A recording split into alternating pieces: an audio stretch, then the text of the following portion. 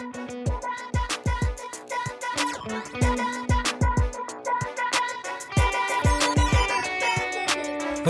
and gentlemen, you are now listening to You Didn't Know? with Tony Reavis.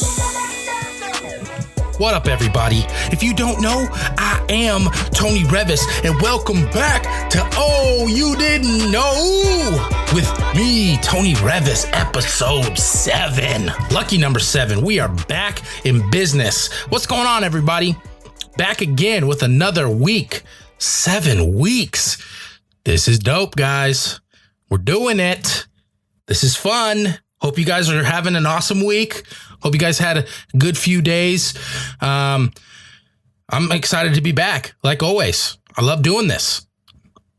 I look forward to it every week, and I'm back. Episode 7, lucky number 7. Here we are.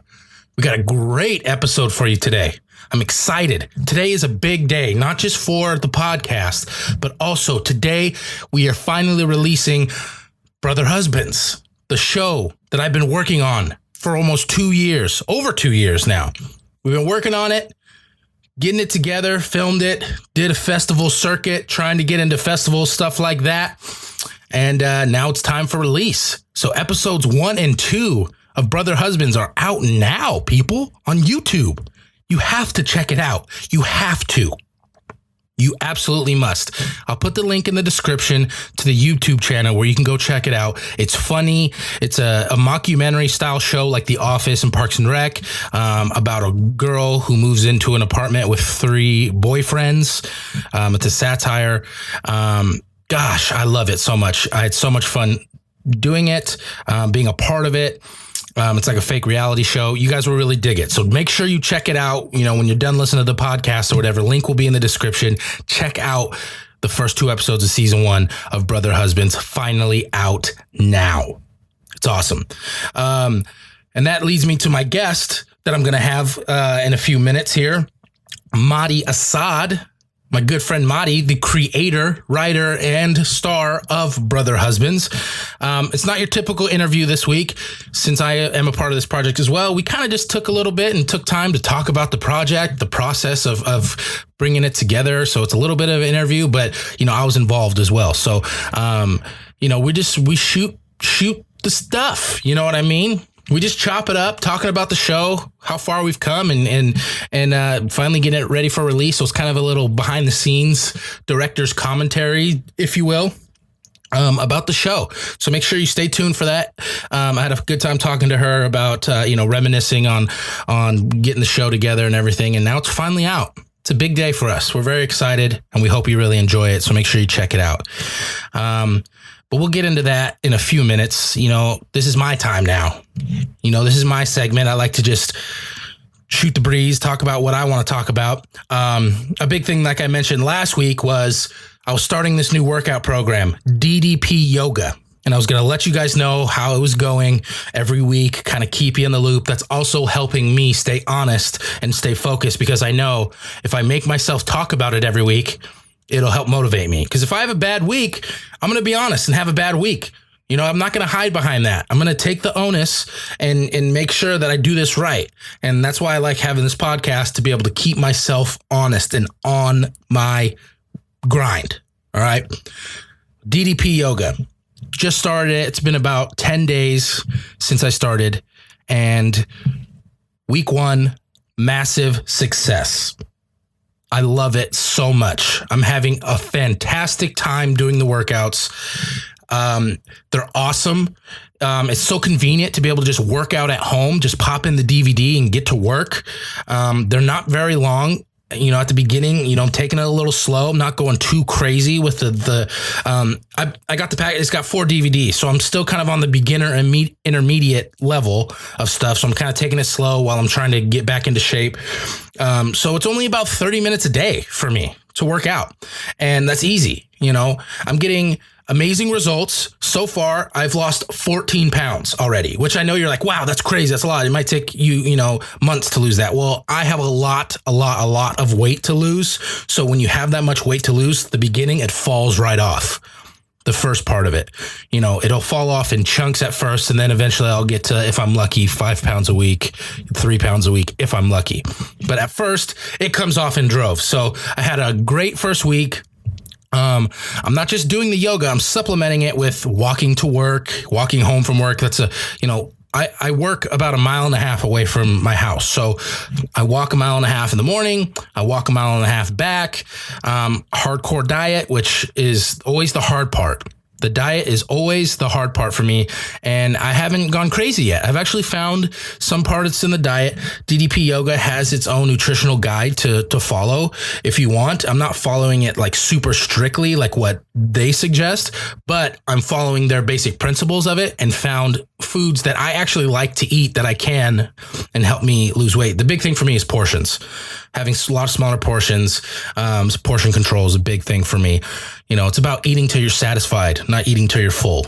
You know what I mean? That's always been a hard part for me. So eating slower so that my body can recognize when it's satisfied sooner, as opposed to it was satisfied 20 minutes ago, but I just kept shoveling food down my face and my body couldn't tell me in time.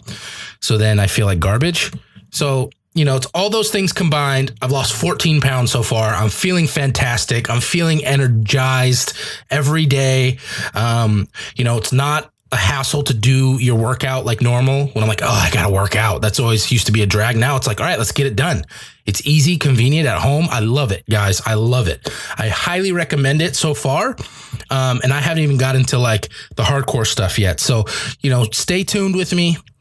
Keep rocking with me, and we'll see how it goes week to week. Hopefully I can have another successful week. But as of now, if I had to just gun to my head, recommend yes or no right now, I absolutely recommend DDP Yoga. I'm having a great time doing it. It's an awesome program for me. Make sure if you're interested, just check it out. Go to ddpyoga.com and just check it out. Look at the transformations that these people have made. There's some amazing stories you can see. Make sure you check it out just if you're interested at all, because it's awesome. I recommend it. And if you are interested, they have a sale going on for fall, 20% off. So, and you can do payments. So that's what I did. I'm just paying it over 3 months. And it was only like $60 total. And then I get it for life, you know? So it's like, what do you pay to go to the gym every month? $20? Same thing. You can do 3 payments of $20 and have it for life, and you're done. But I really recommend it. And I'm not a yoga guy either. You know, it's not your typical type of yoga. So I really, really recommend it if you're trying to get in shape. And it's not just for like trying to lose massive amount of weight like I'm trying to do. I'm trying to lose a lot of weight, guys. I got a lot of weight to lose. I'm trying to finally, you know, turn a corner, get it done, and keep it off. But it's also for if you're just trying to tone up. It's good for your joints because you're not using weights, anything like that. It's all about dynamic resistance. So tension in your muscles, sending blood to your muscles, getting your heart rate jacked up without using weights. Some of it, I swear, you need to do the parts that are like using dynamic resistance. You really tense all your muscles and act like you're moving through quicksand or clay, something like that. And it really gets me going. It burns my muscles. My heart rate gets jacked up and it feels so good. I feel like I'm actually lifting weights without having to do it. It's much better on my joints and I really love it. They have tailored workouts for everybody. So if you have bad joints and you can't go down to the floor, they have a stand-up workout. They make it your own, and they show you the modifications if you need it. And then as you get stronger, hopefully you won't, but it's awesome, guys. It's awesome. I've gone on for about 5 minutes now talking about it because I'm loving what I'm doing. So it's been a good first week. Hopefully I can keep it up. So that's the update for this week on my workout journey from DDP Yoga. So check it out, guys, ddpyoga.com. If you're interested, it's doing wonders for me. It can do wonders for you. So right on. What else? There's something I really wanted to talk about.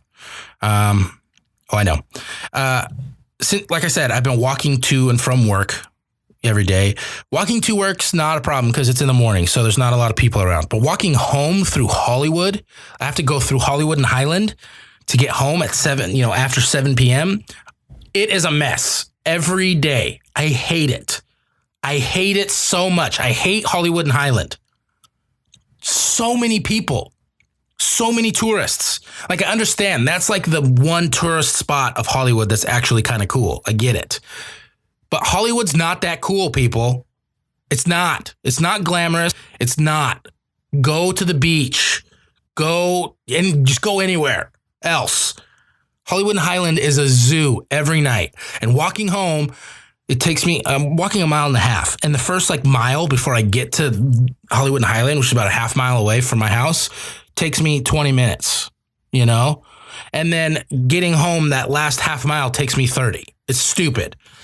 But there's just so many people, right? Just checking out the stars and the Chinese theater. And I'm like, okay, like I get it. But why does everyone have to take a picture with Bruce Lee's star on the ground? Why? Why?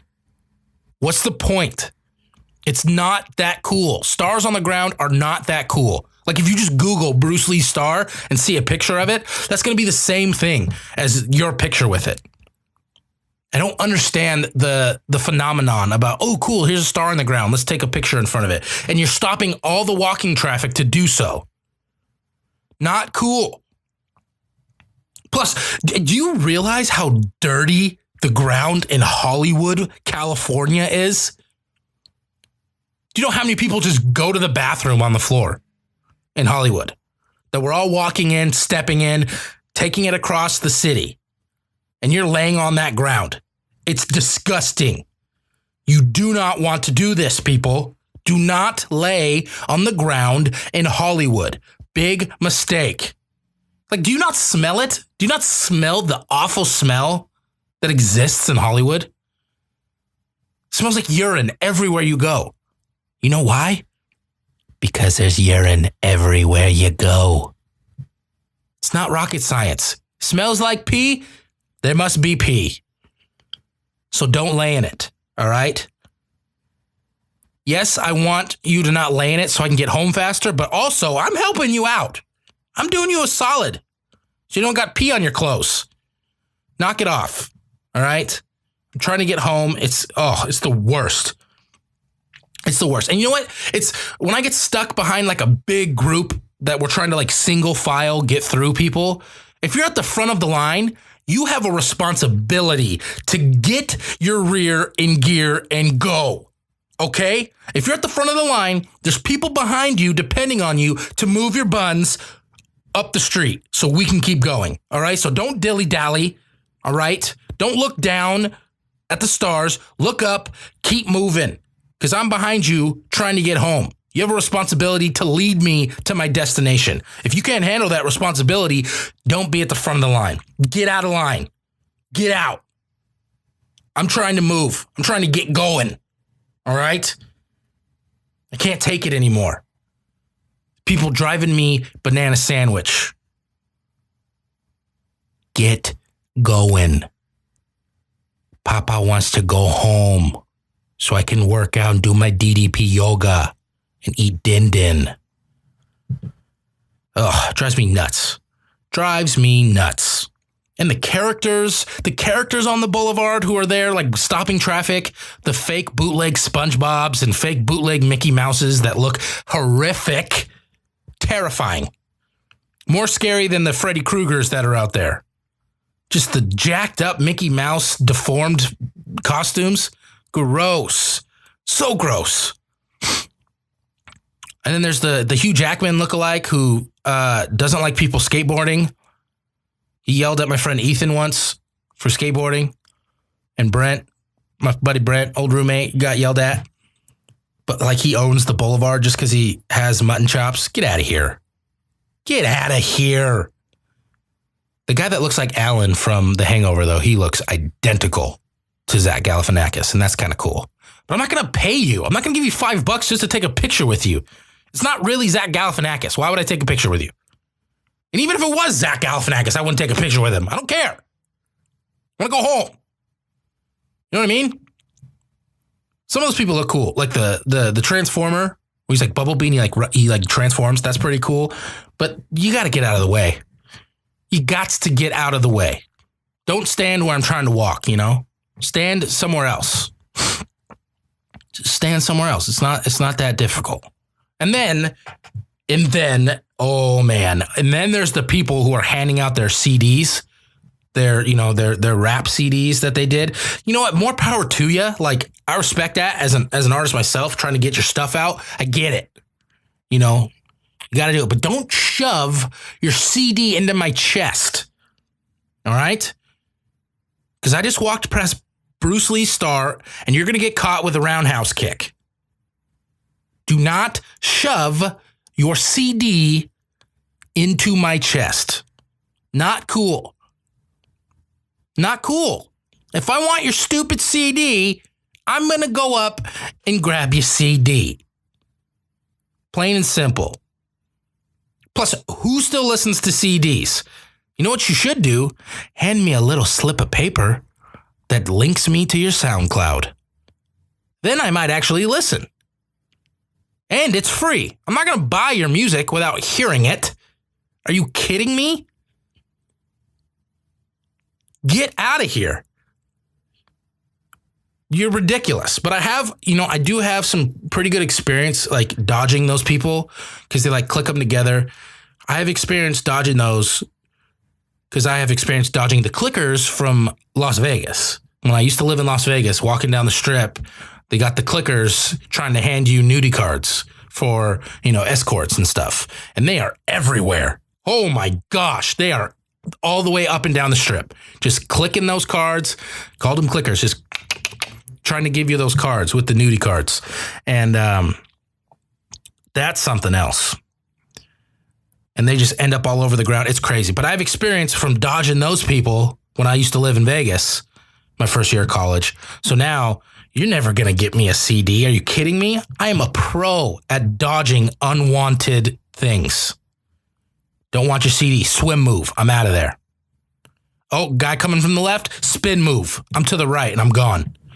You're not giving me your dumb CD. Sorry. Don't care. Don't care. And I've heard stories of people actually buying those CDs, getting into their car and they're blank. Like, come on. They're trying to hustle you. All of Hollywood's a hustle. There's people on the street trying to draw pictures of you. Great. Like, to each their own. They're trying to do their thing. But you're in my way. All right? Go to Santa Monica to the promenade where you're supposed to walk slowly through things. That's a good spot. Hollywood, I want to flip your table of all your little trinkets and fidget spinners. I want to flip them into the street. All right? It sucks enough when they close that street down for events. I walked all the way home. I'm all the way get to the Chinese theater and it's blocked. I have to go backwards, cross the street, go down, cross back once I'm past the event, and then keep walking. It's annoying. Hollywood sucks.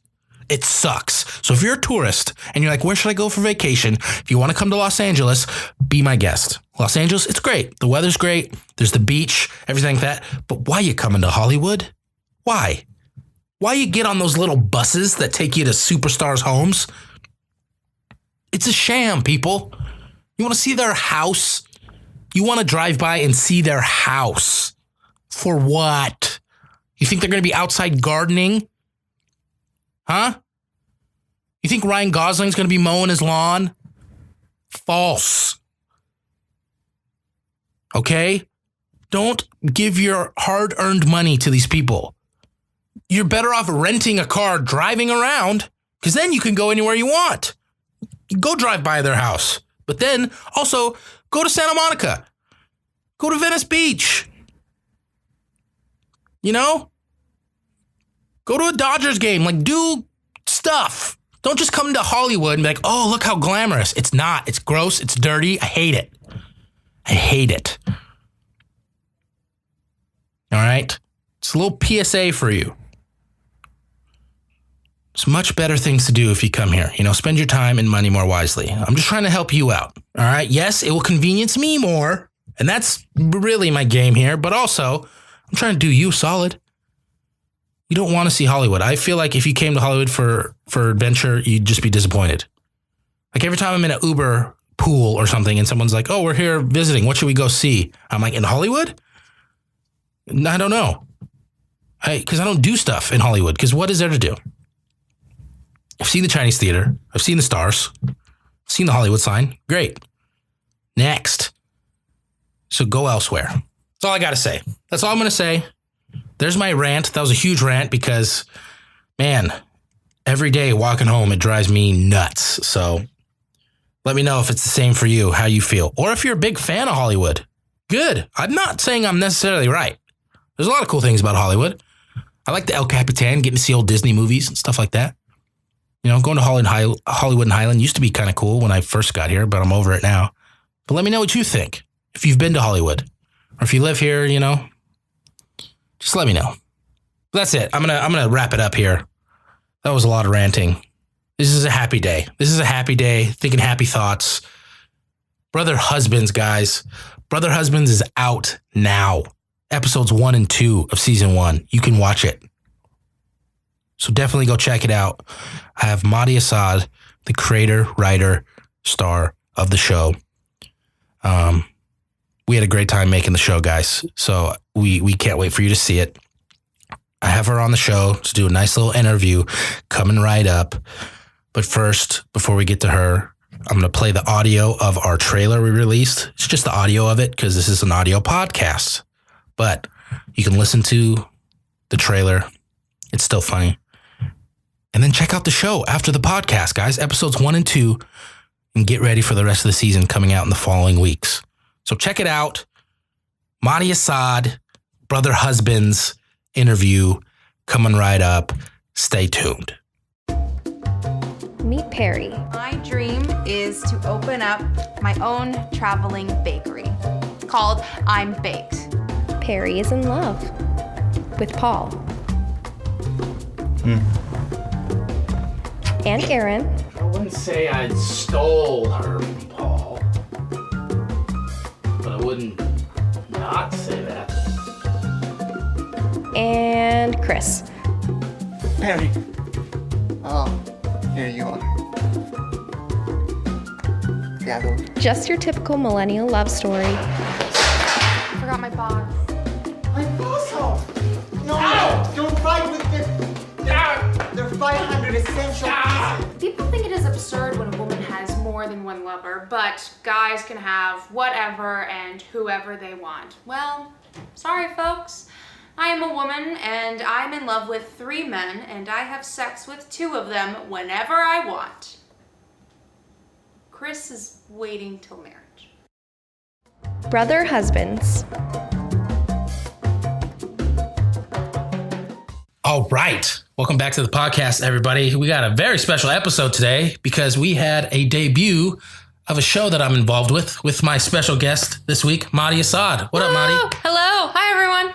Yes, she is the creator of the show that we released today called Brother Husbands. Brother Husbands, yes. Episodes 1 and 2 out now. So make sure you guys check those out. You better. But we're here to talk about the show a little bit. Yes. And the process, long process that we've been on to make this happen. It has been a long process. Yeah, it has. Like, I was thinking about it, getting ready for this. I was like, all right, what are we going to talk about? How are we going to get everything in? I don't even remember the dates and everything. So I think hopefully I you probably do. could. But before... Great. So before we get started on all that, sorry to just cut you off already. Before we get started on all that, go ahead and just talk a little bit about yourself. Introduce yourself, who you are, what you're about. Hello, world. I'm Mari. I met Tony in college. Actually, I remember the first time I met you and I was like, that dude is really tall. Like, yeah, I'm pretty and tall. I just saw you walking and I was like, that's a really tall dude. And like that, and like, and then I was like, there's food in front of me. I'm going to keep eating. So we've known each other. I don't think we really like got to know each other until a little bit in New York, but hardly. It was when we came back from New York. So when we came back, because we never had classes together. We were dance partners. A little bit. Yeah. A lot. We were very much dance part and stage combat partners. I try to block the dance classes out of my memory. Yeah, so I don't blame you. I would do that. The thing that, like, when we first became like real good friends was coming back some stage combat. Yeah, stage combat. When we came back. Petruchio. Yes. Yeah. Fuck yeah. Can we curse? It's okay. I'll bleep it out. Okay. Sorry, Tony's mom, if you're listening, I apologize. It's okay. She swears more than anybody. Okay. I have to reel her in more than anyone else. But yeah, so that's like when we met. Yeah. And then we always just kept in touch. Mm-hmm. And I remember I was in a not so great show. And I remember sitting backstage, like wanting the show to end. And I was thinking of like because I always wanted to I always wanted to be part of a web series, write a web series, just something that I wanted to write. And I was like, what should I write about? And then like someone was talking about sister wives, and I was watching it, and I was like, and then I also saw this documentary called Americans in Bed, and it was about this guy who believes in polyamory, which is fine. There's nothing wrong with that. But I just loved to each their own. But I just loved his quote where like the girl was upset and they're like talking about the relationship, and he's like, you know, who am I to be denied of happiness from more than one person? Yeah. If she can't give that to me, another woman could.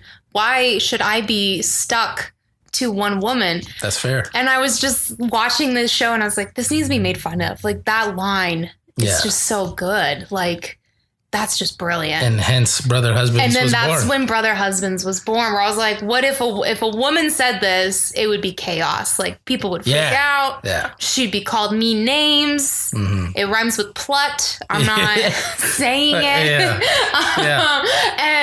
And then like, and I remember like I wrote the first draft and I sent it to you and I was like, is there anything good in here? And like you just wrote back, yeah, let's do it. Yeah. I was like, wait, no, I didn't finish it. But then you're like, no, we're going to do it. Yeah. And then everything from there just kind of took off. It did. Yeah. We got a crew and then we got a director and I wrote it with specifically the people in mind, my friends, because I wasn't going to be cool enough to audition people. Like, put it on Actors Access. Like, hey guys. Which is lucky for us though, because, we have so many talented friends that we so it's like, you know, usually they're like, oh, be careful doing that. But also it's like, I can write for my friends because my friends are awesome. Yeah. So it's like, but like in my head, I knew who was speaking. Like you were Aaron.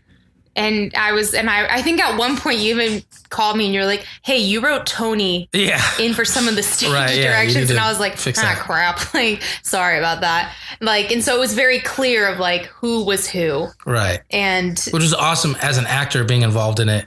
I just got to be me turned up to 11. Mm-hmm. Like it's a very exaggerated version of me. Yeah. A little dumbed down and a little more crazy. Yeah. But it's like, it was easy for me to find the voice of the character because it is just me. I could tell you wrote it in my voice or in a voice that I could use. Or like Pablo for Chris. Like it was very clearly Pablo. Which is, you know, awesome. But I mean, if you don't know us very well, you know, you'll still see in the show it feels like it was casted perfectly. Yeah. Even though it was like influenced by people, which it just, you know. It was literally, I was just like, if Aaron were Tony, what would he do? And I was like, okay, this is probably what he would do. Right. But even when you were in your play and I was watching it, I was like, Aaron. Yeah. I was like, that's an Aaron. There's parts of that. That's an Aaronism. I see it. I saw it. It's there. Absolutely. But and then, and pretty much from there, it was brought together by a lot of friends who were willing to work for, friendship goals. When you're first starting, you're like, you can't just, now I understand the importance of, you know, giving something in return for someone's work. And I'm like, that's why that should be there. But at the time we were broke. I was working as Santa's elf at the Grove and then going to the Kitchen 24, shout out. So you started, when did you start writing it? I started writing it August 2015. And when did you graduate from college? June 2015. Yeah, so it was that time. We're all fresh out of school for the. No one really. We were in awkward. I was out already since the February before. Right, you graduated before. And then you had just got out, and then by the time, because you spent a lot of time writing, and you know we were going over the scripts and punching it up and getting it ready before we actually like started kind of getting into like true pre-production with the cast and stuff. But by the time we started doing that wasn't until like March. Right. Well, no, it was before that because when did we shoot? Oh, no, we shooted There's excellent grammar in Brother Husband. Yeah. We shot the show. We're also shooting people. We began filming in March. So we were going into March 2016. So right, March 2016. We were in pre-production. So 6 months after you started writing. Yeah. Yeah. So we started meeting up in February. So with everyone else, I think graduated in like October. Mm-hmm. So yeah, we were all like fresh out of school at this point, like first thing out of school, trying to get things together. I think now seeing what everyone's done since then. I know. It's come along. It's been, gosh, it feels like so long. Well, I mean, it is. It's super long ago. Yeah. You started writing it over 2 years ago. Uh-huh. We shot it a year and a half ago. Uh-huh. We did the festival circuit. So that's why it's taken so long to release it. Trying to shop it around, but now it's time to get it out. It's out. The first 2 episodes out today. And it's been, a year and a half since we shot it, but it feels like yesterday too, just because it was so much fun. Like I remember it so vividly. Yeah. But talk about the writing process a little bit. How was it writing it? I mean, the writing process for me was because, like, I'm going to sound crazy when I say this, but because it was you guys, it was literally Mari and Tony having a conversation. Yeah. It was Tony and Xavier having a conversation. It was Chris and Brenda talking to each other. And so it was pretty. Yeah. Oh yeah. See, now they're going back and forth. Yeah. It would constantly just go back and forth. And I think and what was awesome was that we, when I first had the idea, we would get groups together to read, and we would have different people come in and read, and we're like, okay, what do you guys think of this? And then we would discuss the plot and be like, well, maybe we should have this instead if that character does this, and then if that one does that. And then I think that was honestly the most helpful thing. And I promise you, not a lot of shows run like that. No, it was very cool to be a part of it. It was it was theater in a way. Yeah, it was very involved with the cast. We all, and that I credit you for that, to be able to, this is your baby. This is like your project that you started from the ground up, your vision, but you were open to our input, not on anything like huge and drastic, but not like changing a character's complete direction, but it was well written from the beginning, so there didn't need anything like that. It was just kind of like minor tweaks, like, oh, this would make more sense, and you were very open to that, which helped the show. It's something that I'm very proud of, being an actor and producer on it. Something you should be very proud of for the writing. Let's talk before we continue. Let's just talk about what kind of show it is a little bit, kind of go into it. So we brought it up. It's like Sister Wives. You saw the other documentary. You want to do a satire of that? Yeah. So it's a mockumentary style. For anyone who doesn't know what that is, it's like The Office, Parks and Rec, pretty much making fun of documentary style shows. It's like a fake reality show. A fake reality show. Yes. So it's like it's The Office style, Parks and Rec, that style, but also like Sister Wives or like the Kardashian show, like how it's like a reality show. It's supposed to be like it's not reality. I just want to make that clear now. But yeah, just like that mockumentary style of a woman moving into an apartment with 3 different men, and they are beginning to film for a network series, just like Sister Wives did. Yeah. So that's where we started, and it's a woman in a polyamorous relationship. Not polygamy. There is a difference. And just how I just honestly was wondering, how would this work? Yeah. How would it work? Because we just see so many things of the woman, like, one guy to so many different women, not like in a polygamous, but like just in the dating culture. Like we see it all the time. And I think it's important to note that, the show, it's not trashing polyamorous relationships. No. It's not anything like that. It's not saying that any negative connotation on that. It's more of a satire on the millennial dating culture, where a guy, if he hooks up with different women, he's the man. He's cool. But if a woman does it, she gets shamed for it. And it's kind of more of it's more commentary on that than actually being polyamorous. Yes. It was just, there's just specific phrasing of that where polygamy is marriage. We used the polyamorous relationship idea as a vehicle to use a satire on the millennial dating culture as a whole. Yeah.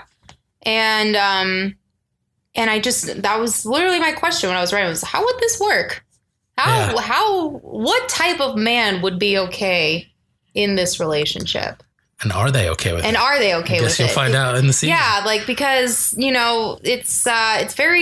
that's a very specific mind game to be okay with. Yeah. And I was just like, and what woman would be like, I gotta have it all. Like, I gotta do this. Yeah. And so I was just like, oh, well, like, what would happen? What would happen? Yeah.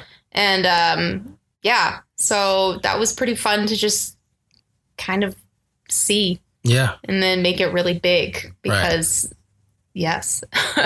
So we wrote it, around August, and we got by the new year. So the beginning of 2016, when it was like pretty much set in stone, starting to get to table and read a little bit with just minor changes here and there, punching things up a little bit. But you had the season arc was complete for the most part, and we were ready to move forward. Most of the casting decisions were made, and we were starting to move forward with it. Once we got into pre-production, let's talk about that a little bit. Getting to meet up with each other, deciding, where we were going to film and things like that, because that was a process as well. Yeah, that was very interesting. Just because, like, being the actor, I've never really known what work goes into it, and I'm just like, I'm here for rehearsal, so I'm offline, so I'm good. We're fine here, and then like seeing all this, where I'd be like, so much work goes into it, guys. Like, be grateful. Just pretty much any free space that we could find at a particular center. Let me say it. With classrooms, that's all I'll say. That we used our alumni privileges. We used our alumni privileges, everyone. You should too. Yeah, take advantage. And I think honestly, that's when it started to hit me, where I was like, "This is happening. Yeah, this is real." Well, because so me, you, and the director, we would meet almost weekly. Right, because I was you created it. You're executive producer. I was just a producer on it and actor in it, but I helped in the creative process a little bit. And we would meet weekly, kind of go over what we were going to do, and that was a lot of work. And then on top of that, you being the creator and doing any rewrites you thought you had to do on top of that, and coordinating everybody was even more work. And then we would get together as a cast, start doing the readings. Putting it together. When was it first, gosh, I can't even think, because I'm already thinking of my answer. When was the first time when we were all together and we were reading and you heard it like, okay, this can be something? I think it would have to be the time when we were, like, the first time we met, and like everyone was there. It was like thinking of what classroom it was in. Right. I remember too. And the first day when like the cast was settled and it was the first like full cast meeting with director. And I think I just remembered hearing Pablo speak, and I was like, because we couldn't get Pablo, you beautiful man. And one day I'll get you to marry me. Like when I heard him speak, I was like, it's real. It's happening. Yeah. It's happening. We got Pablo. And that was cool too, because I never got to work with him, and like knowing that it was kind of written for him and seeing if he could because make it happen. Not know him, but because we couldn't get him all the time because he was just so busy. Yeah. And still busy. Proud of you, busy. Proud of you, kid. Because he's working all the time because he's brilliant. You're a beautiful sunshine angel. And like, so when we finally got him in there, and I was like, yes, here we are. Like we got Pablo, we have the full cast, and here we go. And then when I heard him start talking, and everyone just immediately started laughing. Yeah. And I remember, like, I looked at the director because he was thinking like, maybe we should get someone else. And I was like, no, it has to be Pablo. Right. Pablo has to do this part. We stuck it out for a while. I fought, and I make it sound very dramatic. It was like, can we wait for Pablo? Yeah. It wasn't that peaceful. Dramatic. But like when I heard Pablo speak, and then everyone just started laughing, and I was like, yes, like that was it. And I think that's when it hit me. That when I looked over, and like my sister was at the table too, and she like just gave me this look like, what are you staring at? And I was like, it's real. It's happening. Yeah. Like, this is real. It was a beautiful moment. It was a beautiful moment. Because we had been, at that point, you had been working on it for, almost 6 months at that point. And, seeing it through from like first draft of pilot is what you sent to me. It was an awesome journey to see it finally fleshed out. Yeah. And we were setting dates. It was time to, pre-production was in full swing, and it was time to set dates and find locations and talk about that process a little bit. I mean, that was more of the someone else coming like, can we film here? And I was like, yes, we can. Yeah. I have authority. Like that. For me, I was in charge of like getting the funds together. Right. Which that I think, that's a lot of work. Yeah. That was a lot of work. And I think I'm grateful that I went through all that work to realize where the money comes from, because I think when we all watch these big films, we don't realize, right. Even the smaller film, like these indie films, they're like, oh, they're indie films. I'm like, no, that has a huge budget. That still has 20 a huge budget. Yeah. 50 because grand. You have to feed all these people. You have to book the rooms. You have to get the hotel rooms for that. And then if someone comes in and like scheduling, I think that's what like would get me so crazy, because the scheduling, because I always wondered because I came from a heavy theater background, and I wondered, like, why are they filming it out of order? Like, why would anyone do that? That's not how you work. That's not how you tell a story. And then when I saw this, I was like, because people have lives and they can't tell the story. You tell a story in post. So we'd be like, okay, we're going to start with the 4th episode today, but then we're going to film the first one tonight, and then we're going to start with the 3rd one in the morning. And I was like, oh, that's why we do it like that. Okay, now I get it. Location-wise. And then it would rain, and we'd be like, okay, well, there goes filming outside today. So guess we're doing it inside. Yeah, it was a lot of fun. So basically what we did is, when you see the show, most of it, they move into an apartment. So most of it takes place in the apartment. We headed down to Orange County, rented a spot where we could record, but we were also living there for we lived weekend, in that house. the 5 days. Another cool thing is we shot this entire thing in like 4 days. Yes. Which was a feat in itself. It was base camp. It was set. It was housing. Really it was everything. I know it was me and all the girls were up on the 3rd floor. Right. And then the guys were on the Most second floor. Most of us were in the living room. Yeah. Living room in the second floor. Some people were there's one more bedroom. And then bottom floor was director. Yeah. And then in the morning, the girls would get up and go to the garage to work out, and we would like step over you guys. Yeah. Excuse us. I hardly slept that weekend because we would start shooting at noon, finish. We do anywhere between 8 to 12 hour day, and then you weren't a big fan of watching dailies, but I wanted to always watch it, so I'd go meet the director, and we'd have. I didn't want to watch it. Yeah, so we'd have a little meeting afterwards about how the day went. While you guys were watching that, the girls were upstairs watching Game of Thrones. Right. Because Emily hadn't watched it, so we were watching it. So I was down watching dailies and stuff. So we started our day at 8 a.m. to have breakfast and get pre-production for the day going, start shooting at noon. The girls were up at 6. I'm just trying to show how cool the girls are. That's all. Yeah, girls are awesome. So it was there's not a lot of sleep going on that weekend because we had lots to do. There was no sleep going on. But it was fun. It was a fun weekend.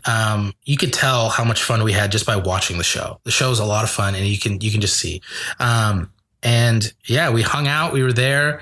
5 episodes. Over 60 pages of script shot in 4 days. Mm-hmm. Crazy feat. Crazy. Talk about that weekend. How was it seeing it come to life, like in shooting it? Coming to life. I think honestly that weekend, I'm going to say it was stressful because like it was fun when we were filming, but when you're in charge of everything, right, and you have to look at everything, how it goes, there's just stress in there. Like you're just doing a lot of work. It wasn't bad stress. It was like good stress because all this is going on. You have to make sure everyone's fed. You got to make sure everyone's up. You're going to do this and that. And like so many little details and like communication with everyone. And I just remember being very busy and. Yeah. I remember one of the goals for me and Derek, our director, was to try to make sure that you could focus as much as possible on just being the actress that weekend. Yeah. Because everything had already been, for the most part, like done. It's just like doing it. We're like, hey, try to relax. Like, just be the actress. Because not only did you write it and create it, you're in it. You're the star. Yeah. So you're the main character. So, remember there was one point where I was like, oh, crap, I forgot to like look at my script. And then someone said something and all the lines came back. And I was like, oh yeah, I wrote this. Yeah, I don't have to. Right. I was like, okay, we're fine. And like, yeah. Did you find it hard to kind of remove yourself as the producer of it to get into the actress mode? I think by the first day, it was hard. Mm-hmm. And then when we filmed the dinner scene, that's when I was like, zoop, yeah. And I felt like that was for a lot of people. That scene, it's a big scene. That dinner scene was when we had 3, everyone. So it's kind of like the midpoint of the season. Mm-hmm. That was kind of a big scene where like the whole cast is in that scene. And, you know, it's a mockumentary style show. So there tends to be like, we have some freedom on the script side of it, you know, hitting every lines, but you know, we improv'd a bit here and there to try to, you know, just keep it loosey goosey on different takes and stuff like that. Mm-hmm. And that was the scene that kind of set everything in motion. I was like, oh yeah, this is awesome. Mm-hmm. And that's kind of where you got to settle into focusing on character. And I think once because it was just, everyone was, because otherwise it was like little stuff with the character to the camera, you know? Yeah. Just that. And I was right. I remember shoving a donut in oh my gosh. mouth. I remember the very first take, the very first day, right? We're outside of a building and we do a take and they yell cut. And I kind of like look, I'm like, we're playing this all wrong. Like we were so like theatrical, like, oh, don't step in front of me. Like, make sure. But I'm like, no. This is a mockumentary. It's like, they're just filming real life. So like we know the camera's there. We know the crew's there. Like, stop acting like they're not there. Like this is a slice of life. It's not. It's honestly remember. I think like reality. The first take, I was and like, we were like, we're filming. Yeah, and we were all like, oh yeah, we can you know, acknowledge the crew and the camera. So that's kind of the quirk of my character a lot is. You know, I look at I have the Jim moments from The Office just because my character is kind of wanting to be internet famous or whatever. So he's like in the spotlight. So, you know, I take those moments often to acknowledge you as the audience watching. But I feel like we all kind of had to settle into that. Like, oh yeah, this is a mockumentary documentary style. We can break the fourth wall, guys. Yeah, there's no fourth wall here. We can do that. Yeah. So that was always interesting. But it was fun for me because, you know, Office is one of my favorite shows and getting to do that style of show is something I've always wanted. Yeah, so The Office and Parks and Rec, I think, are one of the greatest shows. So getting to do that was awesome because you find little moments knowing that, you know, if as an actor, it's like you're playing a character. It's like you're trying to bring realism to it. Mm-hmm. But here it was like you can have those moments where you know you're being like these characters know they're being filmed. Yeah. Which is interesting because if you know you're being listened to, you talk differently. Yeah. You know, if you know, especially like this right now. Exactly. So, so if like, you know, people are listening to you, you're going to speak a little differently than you normally do. Just like freedom. You know, and we kind of had to settle into that. Like, oh yeah, we got to know that we're being watched, and what does this character think about these cameras in their face? Mm-hmm. How do they act when the cameras are off? How do they act when the cameras are on? And I think the cool parts, once we started to kind of hit on that, we could find those moments that we added to the show where it was like this character is trying to get some privacy, but does get caught. I think also one of the biggest things for me was, and that was why I wrote this, was because I didn't have a lot of camera experience. Yeah. And I think that was one of the things at the time where I was like, I felt like the camera's on me. The camera's on me. Yeah. And then, but I had to be like, the camera's supposed to be on you. Like, right. And like, I had to get used to it. And I was like, oh man, this is so different. Like, I don't know what I'm doing. Mm. But that was why I wanted to write it, because I was like, I need experience with the camera. Right. So here you go, Mari. That's for you. You're throwing yourself into the deep end. And so I think that overall was like the biggest hurdle for me, was like getting used to a camera being there instead of an audience. Yeah. And I was like, oh, this is so different. Yeah. Which is why I didn't want to watch any of the dailies, because I was like, no, I don't want to see it. I don't want to see. So then let's talk about, we finished filming. Everything went smoothly. I was in a real bummer mood on the way back because it was like such a fun weekend. You, me, and Xavier were coming back, and we were just like, because we went and then it's like, back to reality. Yeah, when we were driving there, like we were all excited, and we were like, here we go. And then we were coming back, and we saw this terrible car accident. Do you remember that? No. It was like the car was like flipped over. Oh my God. Yeah. And I was just like, it's a metaphor, man. Like, we shouldn't go back. Like, turn around. Yeah, it was a bummer. And I had to work that night. Yeah. And but me and Xavier did. We're like, this sucks. Like, what are we doing with our lives? Yeah, it was a bummer, because you go from being actors and writers and working on stuff like this is what you want to do with your life, and getting that taste of it for 4 days, then having to go back to just to mundane, day job. Do you want fries with that? Yeah, it was a bummer. But we finished it. Everything went smoothly. It was a great production. Do you remember how you felt when you got to see like the first cut and you like finally saw it like the put first together? cut was the day after the 4th of July, and I told you I do remember dates. Yeah. So about 3 months it was after we July shot. 5th, and my parents were in town, and I showed it to them, and I was like, guys, this is what I've been working on. Yeah. Because I would tell them, but they didn't really, they were like, what's a web series? Right, because that's a right. new thing. Yeah. And I remember I showed it to them, and I was like, guys, what do you think? And like my brother and sister were laughing because, they were in it. They were part of it. They knew everything. And they're just like, so do you want to date that many men? They thought it was like they were very confused. It's your like memoir. Yeah. And I was like, no, it's I was Your like, cry I'm for help. I'm making fun of society. Look at me. And like my dad was like, you did very good. I don't know what it's about though. And I was like, okay, well, guys, just go back to you did very good. And and they're just like, okay, good job. Like, but I remember seeing it and I was just like, what? We did it. What? Yeah. I remember I showed it to like my roommate at the time and I was like, Ben, like what? And he found the script when I was away. Like I left one of the scripts out from our readings. And so he happened to read it and like he didn't tell me till I came back. And so I was like, hey, dude, remember that script you read? And he was like, yeah. I was like, this is the show. And so he watched it and he was like, holy crap. Like, I did not know that's what was going on. And I was like, yeah. So like, I think that was like a proud moment where I was like, all right. I remember that weekend too. Now that you said that it was the 4th of July, because I was actually home in Seattle. And so I got it and I was excited to be home when we got to see the first cut, so I got to be home and show my parents. And that's kind of the same thing with me. It's like my dad, like, he supports me. He'll give me the shirt off his back. He'll do anything for me, but he doesn't really understand the world I'm in. Yeah. Right? He's not an artist. So, so it's like when I in college do like a Shakespeare play and he comes to see it and he's just like, great job, son. Like, I know that is just not his world. He probably hated every second of it, but he's awesome for supporting.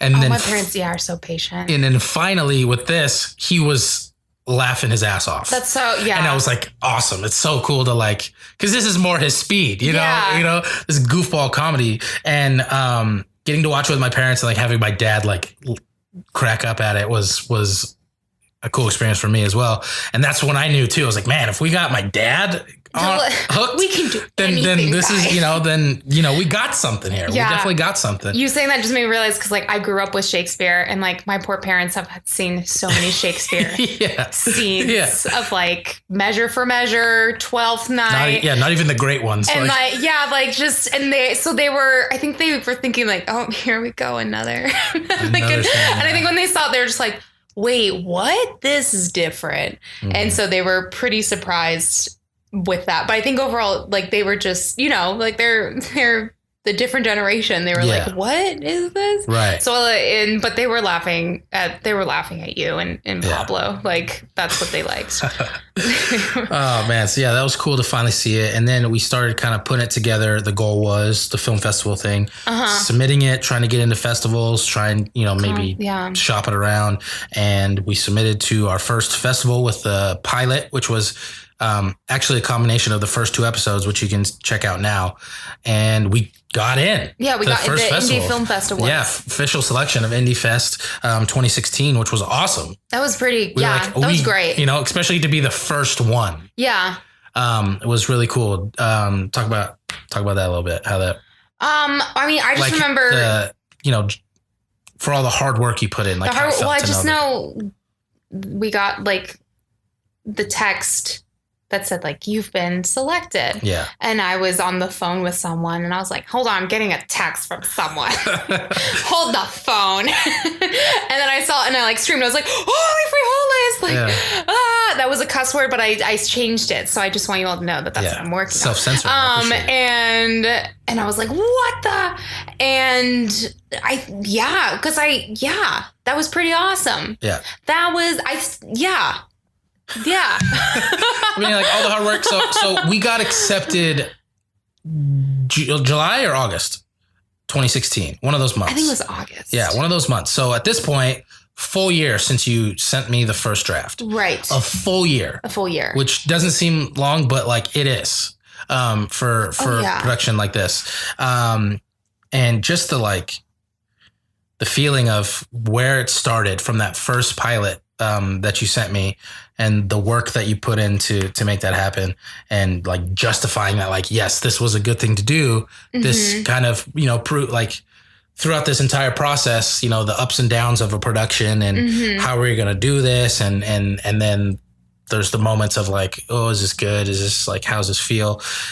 To have all that kind of be, proven like you did a good thing. Yeah. Was awesome. And I was super proud of you because you worked so hard and to produce it and to create it and to star in it and be involved in the whole process. It was awesome to see that journey that you took, to be there in kind of a front row seat for it.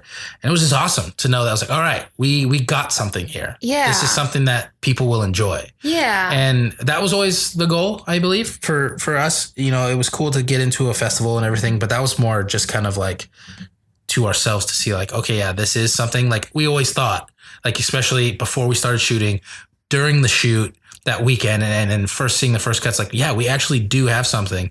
And then that was kind of, yeah. Like justification to that. Of course, like when you can get like your dad to laugh at something, like it's pretty cool. But if you can get a complete stranger to laugh at something you worked on and be like, yeah, that's really good. That's really funny. Right. And you're just like, yes. Yeah. For me, that's like always, if I can get some complete stranger to laugh, I'm like, I made it today. Right. Even if it's just one person. I did it. Yeah. If it's just one person who enjoys it. Even at like working at a restaurant, I'm like, I made you laugh, sir. Ha, I won. Yeah. and so that was great. Like it was just really great. And then we got to see all of it. Yeah.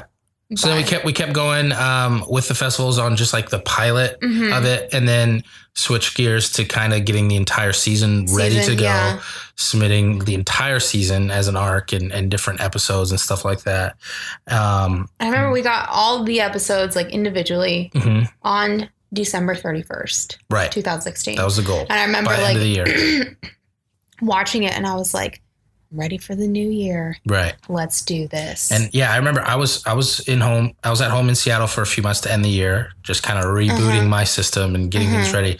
And I was coming back in January, first week of January, ready to go as well. And we hit the ground running. I remember we met back up when I came back, and we were like, all right, what's next? Yeah. What are we doing? How are we doing? I think that's when we were like, we got to get it out. Yeah. We're done. Like, let's get it out. We were still doing festivals and stuff like that, but we were like, we need to get more input on this. And that's when we were like, let's do a screening, because now we have the entire screening. Yeah, I can't believe I forgot.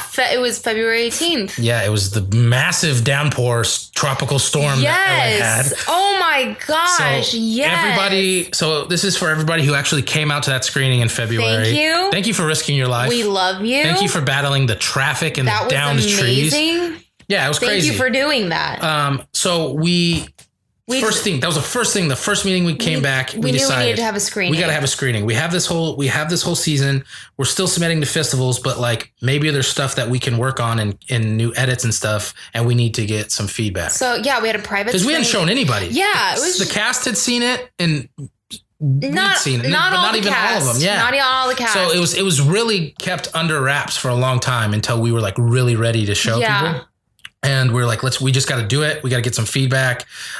We met, got everything put together.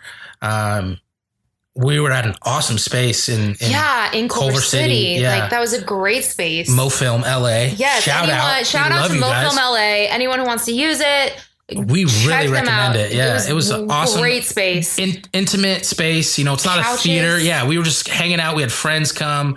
And it was an awesome experience to get to show what we did. Yeah. And we were so excited to show everyone. And of course, the day that we had it on, we had the worst tropical storm. It was nuts. In LA flooding, history. Trees down. Yeah. It was crazy. So a lot of people,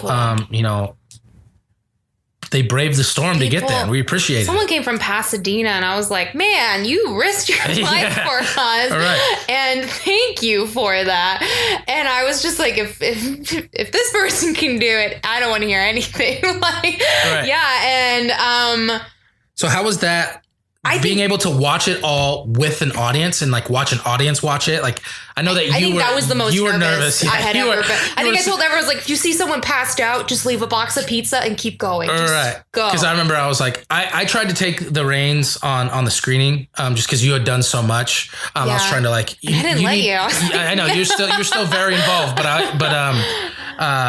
I was like, maybe you need to take a break a little bit, and I can handle this. And we did it.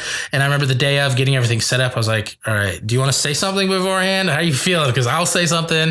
Yeah, and I was pretty nervous. Yeah, you were pretty nervous, but it was awesome. It was so awesome to get to have people come check it out. The response we got was awesome. And that was, vindication again. Yeah. That what we did was awesome. Yeah. And it was like, just, that was, I think that was probably one of like the second best moment was that moment in the journey. And I remember I was just sitting, and because I had also watched it a few times. Right. So I was nervous, but then the part of me is also like, I've seen this so many times, I don't want to watch it again. Like, where I was like, I don't want to watch myself again. And I was like in the back corner, like with the box of red vines and just being like, here, like, we're good. It's fine. We're good. And then like, I heard the first laugh and I was like, that's where they were meant to laugh. Yep. Yes, like we're okay. Yeah, that's such a cool thing to be able to, and that's why like the screening was even better than the indie film selection for me because that could have been anything, but to be in an audience and like, okay, I know what's coming up. I do something very subtle right here. Yeah. I shoot a subtle look to the camera. Let's see if it plays. Yeah. And people laugh. I'm like, okay, good. They laugh. Like, they got it. Yeah. I've been sitting on that, like reading the script and blah, blah. I'm like, oh, this is where I'm going to look at the camera. I know it for months, in this process. And then it happens and people laugh. I'm like, okay, boom. Yeah. And that was really cool. That space was just so awesome. Yeah. Yeah. That storm, you were not nice, but you know what? We made it. Showed our perseverance. We didn't cancel. I just remember we didn't postpone. We're doing it. We were grocery shopping and like we just had so many layers. Yeah, we had like, to run to your car. Raincoat. We're just like, okay, here we go. Like getting everything. We couldn't even. We were gonna go get pizza. We couldn't. We had to get it delivered. Which cost way more than we wanted it to cost. But that's what we did. I didn't want to take I was like, I'm done. Yeah. Nope, I don't want to do it. It was crazy, and I had to go because I came straight from work to get everything set up. So then I had to go back. I had to go, get ready. Luckily, I was staying near Culver City at the time, so it wasn't too. And my Uber driver was clutch. Her name was Crystal. We're actually Facebook friends now. Oh, good. So shout out, Crystal. Yeah. She was clutch where I was like, Crystal. I was telling her what I was doing. I was like, yeah, I'm in a hurry. We were stuck in traffic and I got to get back for the screening. And also to keep in mind, like for like people who don't remember, or, like weren't here at the time, like every traffic light was broken. Yeah. So it was only one car going at a time. Yeah. And she's an actress as well and everything. So she was like, oh, that's cool that you're doing that. And so she took me to where I needed to go. And I just needed to really change clothes. And it was going to take 10 minutes. And I was meeting the people I was staying with at the time. They were going to come with me. And she's like, well, if you want, I'll just stay here, go change, come back out, and then I'll take you back. And I'll just like, Crystal, you're the best. You request the Uber when I'm here, and then hopefully like it'll shoot right to me, and then we'll take off. And it worked. And so she picked me up and took me back. So we were back plenty of time. Crystal's the it was awesome. It was like, the world was trying to keep brother husbands down. Yeah. But you can't. You can't keep the family down. And like, so that screening, I remember I like went home and I was so happy. Yeah. Cause then at that point we're like, all right, where do we go from here? Like, I think we're ready. Yeah. Like at that point, like we did get some feedback from the screening. That was the point. So we can make some minor adjustments and kind of really solidify for our last festival push. Cause we had a few big festivals we were submitting for and in the spring and the summer of 2017. And we were like fall 2017. Let's do it. It's going down, which it's here now. Yeah. It's crazy. Thank you, Car. Yeah. It's here. So, I'm very excited. I'm excited too. To be able to actually finally have it out to the masses. So, because, we've had, a handful of people who've been able to see it now, but now we can, get it out there. And, first 2 episodes are out today. I'm out now. So definitely check those out. You can find the link in the description below to the YouTube page and everything and all the social medias for Brother Husbands. Yeah. And stay tuned for, next week will be the next episode. Yes. So the next 3 weeks there'll be releases. But how are you feeling now that the day has finally come and it's finally out there and you can kind of I guess you wash your hands of this. Now season 1 is like officially in the books. And, how's that feel? That now it's like, there's no more worrying about it. It's out. We can't go back. We can't do anything else. It's official. I think it's released. It's like relieving in a way because you're just like taking this baby everywhere you go, and now you're like you're free. Especially when you create something when you create something that you're proud of, like you're so eager to show people, and it's been real hard to kind of keep it together for the plan that we had of doing it right. And sometimes you got to be patient, and it's been hard to be patient. I think patience. Yeah, patience is a virtue. Yeah. And now, something I got to work on. It's finally out, first 2 episodes at least. And then, for the rest of the season, you guys can stay tuned. We haven't talked about it too much, but, so this is kind of a podcast exclusive. But what's next? Is there a future? What's in the future? I guess, does it depend on how we do after release? What do you think? I think it depends on how... I mean, if the people want more, the people tell us, what do you want? Right. What do you want? And then we'll get it. Yeah. If you want more brother husbands, there's more to be had. There's more. I mean, there's more husbands. There's some stuff that's going to happen. So, once you see the full season, like it can go any number of places. Yeah. And I think, cool. like we can definitely go in different ways. And people tell us, please tell us. Tell us you want more. Right. But I think that, like right now I feel like I'm just so like, it's out. Right. And like once that passes, calms down, then I'll be like, okay. Then you see what the future holds. Mm-hmm. Yeah. So definitely let us know, check it out for sure. Please check it out. Make sure you watch it. Share it with your friends if you enjoy it. It's definitely one of those shows, once, definitely check it out as it comes out. And then when it is all out, it's also, because it's only 5 episodes. Yeah, 5 measly episodes. They're not full feature length TV show episodes either. They're just a web series. So it's definitely binge worthy as well. And just let us know what you want from us. Yeah. You want more brother husbands? I would love to do more brother husbands, honestly. It was one of the, if not the most fun I've had acting in my life. It was so much fun to do it with, my best friends and to put this together with close friends and to do something that, I've always wanted to do with the style of filming, but also mockumentaries. Yeah. It was always been a dream of mine and having a character written for me, like being able to really connect to the character was awesome. Mm-hmm. And I'm just looking forward to the reception we get, Yeah. And I'm looking forward to what you people think of the show. Yeah, please tell us. Check it out. YouTube, we're on Facebook, we're on Instagram. Yeah. Got a Twitter. Yeah, all those links will be in the description because they're all different just because it's tough to get a username these days because everyone's on social media. But make sure you check us out. You can follow us on all those platforms so you know what's coming next, when the new episodes come out and everything like that. Now, before I let you go, this wasn't, a typical interview like I usually do on the podcast, kind of dig it into your journey up until, till now. We'll do that. You'll come back and we'll do like a true proper interview. This was brother husband special episode. But a question that I ask all of my guests at the end, the last question I always ask is, what advice or what do you have to say to anyone out there who's trying to chase a dream? Because that's what this podcast is really about. Anyone who, might want to do something, whether it be acting, whether it be being an artist or even being a veterinarian or a lawyer, who might think, nah, that's just not for me. I think you're living proof. All the guests that I have on are living proof that like you can do anything.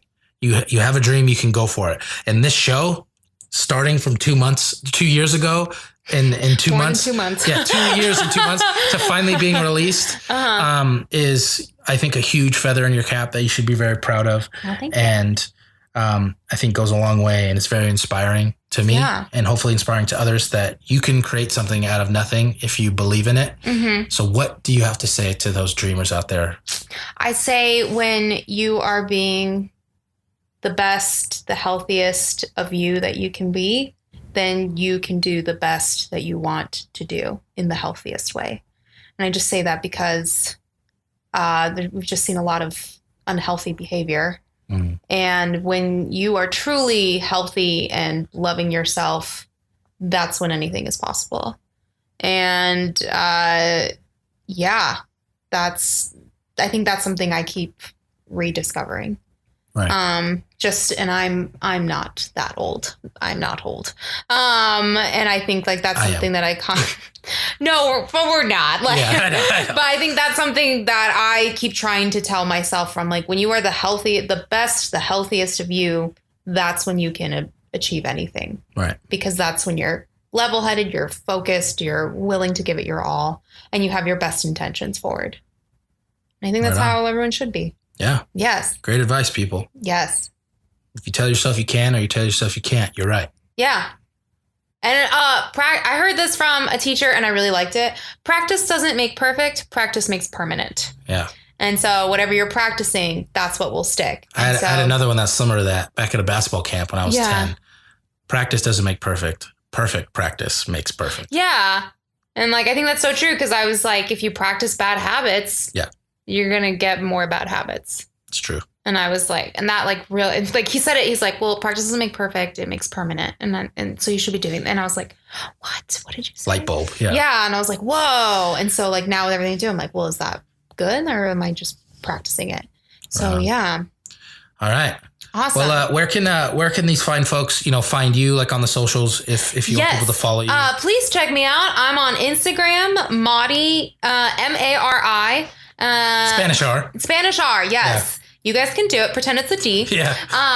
E Assad, ASSAD. That's very Arab. And on Facebook, Mari Elizabeth. And like, please come find me. I think I'm very funny on Facebook. I try very hard to get some laughs. I'm over Facebook. And that's a conversation for another day. That's when you're supposed to say like, no, you're funny. Oh, you are funny. There we go. Obviously. And Instagram, yeah, I think I'm witty and I make it good on there. And so, And you can. I'll put her Instagram and stuff down in the description, so it's nice and easy for you. Follow along. Yeah, check her out. Follow her so you can stay tuned on what she's got going on. She does a lot of other stuff besides just Brother Husbands. Mm-hmm. You're a very ambitious person. Thank you. Which is why I like hanging out with you because you keep me on my toes as well. Oh my God. So stay tuned of what she's got going on. She's always got awesome videos of her boxing and stuff, which is cool. That's true. I actually have another one. You turned into a badass. I'm uploading it tomorrow. Yeah. I was going to show you, be like, look at me kicking ass. Yeah. So please follow along. Yeah, follow her and stay tuned. Make sure you go check out Brother Husbands. Episodes 1 and 2 out today. Yes. And the rest of the season will be out the rest of this month. So check it out. Link in the description. Whoop, whoop, whoop. Stay tuned. Bye. Now, before we get to my awesome conversation with moms, you know what else is awesome? Video games. Now, I love video games, but sometimes they get me a little angry, a little blood red mad, gonna be honest. And you can witness this all on my YouTube channel, youtube.com/iamTonyReavis. Watch me tackle tough games like Mega Man, Crash Bandicoot, and so much more, all while trying to keep my blood pressure from going through the roof. I scream, you laugh, it's a good time. So check out my channel and subscribe today. Oh, geez, you have clothes on? I just have my shirt off. I'm at home relaxing. I'm allowed to have my shirt off. Give me a break. Good God Almighty! I just took a shower. Okay, I just did my DDP Yoga. Took a shower, and I haven't put a shirt on yet. Big deal. Yeah. Okay. Well, alrighty then. Anyways, how you doing? I'm good. How are you? I'm good. I'm doing good. Brother Husbands is out. The first 2 episodes. Yeah. You've seen it. I have. Before, you were one of the few who got to get some private screening of it. I don't have any questions from the people today, except one, actually. My friend Justin still wants that salmon recipe. Oh, I totally forgot. Yeah, so you got to get on that. He's been bugging me about it. Okay, I will. Yeah, he texted me yesterday. He's like, yo, there's a salmon recipe. I need it. Justin, I'm going to get that to you. Don't worry. But no questions today except this from me. All right? You're going to get your Robert Ebert on. Oh. You've seen Brother Husbands. Now, we've only released episodes 1 and 2 are out now. So, what do you think? Oh, I loved it. So, I am totally excited for people to see it. All right. Glowing review. Because I laughed. Of course, you're my favorite character, but, what can I say? I'm probably going to be everybody's favorite character. Wink, wink. No. There's others, though. Yeah. That come close. They do. Yeah. And that's high praise. I really enjoyed it. You do it very well. This concept someone might think is kind of odd, strange, but it works. Right. It's pretty funny. Right. All right. So, you got to give us the Robert Ebert scale. Thumbs thumbs down. up. Two thumbs up? Thumbs up. Perfect. We got the perfect score from Mom. Awesome. That's good news. And since I'm right 100% of the time. That's right. You can trust me. That's right. So all these people need to go watch the show, right? Yeah, so where do they find it? It's on YouTube. We have our own YouTube page. The link is actually going to be in the description of the podcast, so you can go to the description of this podcast and click the link and send you right there. But they need to watch it, right? All my relatives my age won't even have a clue. Right. I'll send it directly to them because they're computer illiterate. So all they'll have to do is click one thing and it'll pop up on the screen for them. Perfect. Yeah. Well, I'm totally excited. I want to watch it again. Yeah. Oh, yeah. It's good that it's finally out, and because there's been handfuls of people who have seen it, and then we did a private screening in February in LA with about 60 people. And that was cool. And now it's out for the masses. So it's been a long time coming. Actually, it's been about 2 years. We've been working on it. You going to do some more episodes? Well, that remains to be seen. We need the people to tell us if they enjoy it, if they like it, if it's successful. We want to bring it back for season 2. We got lots of places we can take it, so we'll see. Okay, now is all of the episodes going to be shown, or? Yeah, so episodes 1 and 2 are out now, and then episode 3 next week, episode 4 the week after, episode 5 the finale. Okay. Yeah. Okay. So they'll all be out this month. October is Brother Husband's month. Forget Halloween. All right. Forget Halloween. Speaking of, are you excited for Halloween? We don't really do Halloween. No, not really, because I haven't had a trick-or-treater for 30 years. So. Right, because we live in the boonies. So. We live back in fact, we should make our house a haunted house. Yeah. And that would be my house, because it sits back in the scary darkness on Halloween night. But my favorite thing would be, we used to have Halloween parties here, though. And those were, oh, gosh, yes. We had one every year. Since Your when? dad... We had many, many Halloween parties. And if the walls could talk. Where was I? Probably too young to know and before you were born. Yeah. Man, that's a bummer. Yeah. Oh, no. I've got pictures I can show you where your dad was dressed he came as a woman. and he has a beard. Oh, classic. Oh, gosh, your aunt and uncle, they were Gumby, Mr. and Mrs. Gumby, and, there's all kinds of fun. Big phone heads. What's your best costume you've ever worn? Oh, well, this is going to sound boring because I was a witch, but my roommate at the time was a Wiccan. She was actually a witch. So my mom made me this awesome... What? Oh, yeah, we'll have to go into that. Ding that that's the Halloween episode right there. Halloween episode. She was my roommate for a while. She was wicked. The Halloween episode. They're good witches. They're white witches, supposedly. So, yeah. But anywho, okay. My mother made me this absolutely fabulous cape. And now it's coming to my mind, I wasn't a witch, I was a vampirette. Oh, my gosh. She did my makeup. Okay. And I looked fabulous. And my mom made my outfit. So I was like very professional looking, but she was a Wiccan, so she kind of, I don't know, she just had a talent for making me look scary. We are definitely putting a pin in that because there's going to be a Halloween episode of this podcast, I'm sure, end of October, and you're going to have to tell us what it was like to live with a Wiccan. Yes. So definitely hold on to that. I will. I don't want to overshadow. And I want you to know my date that night, though, he's about 6'4", and he was the Jolly Green Giant, and it was hysterical. Yeah, that's good. Yeah, but yes, I'll have to tell you the story of my ex-Wiccan roommate. Yeah, that's definitely happening on the podcast. Cliffhanger for everybody to come back and make sure they check out the other podcasts. But we don't want to overshadow Brother Husbands because that's what this week's about. No, we don't. Yeah. So, yeah. All right, go ahead. Give them one last chance. Tell them to watch Brother Husbands. Go watch Brother Husbands, where they are funny, and you'll enjoy every minute of it. All right. Well, thank you very much. See, now I don't have to do the shameless plugging. I just have my mom do it for me. So it works out great. All righty. We're keeping it short and sweet so that you can, finish the podcast and go watch Brother Husbands right now. Episodes 1 and 2. Okay, darling. That's what I'll do. All righty. Well, thanks, Mom. Love you. And I'm excited to hear about the Wiccan. Yeah.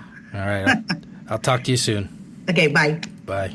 All right, everybody, that's going to do it here on this week's episode of Oh, You Didn't Know with me, Tony Reavis. Thank you all. Thank you all for staying tuned and tuning back in this week. Make sure you guys head to youtube.com/iamTonyReavis to subscribe for all the podcasts, all the gaming videos, all that good stuff. You don't want to miss it, so make sure you subscribe. Go ahead, subscribe today. Do it. Also, you can find this podcast on SoundCloud, soundcloud.com/OYDK podcast. If you're a SoundCloud user, take it on the go, do what you need to do, and listen to the podcast. And also, of course, we are on iTunes and Apple Podcasts. Just search Oh You Didn't Know with Tony Reavis and you'll find us. So make sure you subscribe on all those platforms so you can stay tuned to all the future podcasts we got going on. Because we got good stuff coming. We do. Unfortunately, what we don't have coming next week is DJ. The Rock had to cancel again, but it's fine. I promise you, it's coming one of these days. It's fine. He promised me, and I know he won't let me down, guys. I know he won't. So just keep it locked. Next week we're gonna have another great episode. You're not gonna want to miss it. So subscribe so you can stay tuned. Make sure you guys go check out Brother Husbands. Out now. Episodes 1 and 2 out now. Next week will be episode 3, etc. until all 5 episodes are out. You don't want to miss it. We spent a lot of time. We worked hard. It's funny. I love the show, and I can't wait to hear what you guys think. So make sure you check it out and let me know if you guys enjoy it. If you guys like it, we want to bring back season 2. So let us know. Check it out now. That link is in the description. That's it for us, guys. Make sure you have a great week. Keep up the positivity. I love y'all so much. I can't tell you how much it means to me that you guys are here listening to this with me. Make sure you share with your friends if you think they'd enjoy it, and let's grow this community. And until next time, if you don't know, now you know. I am Tony Reavis. I'm out.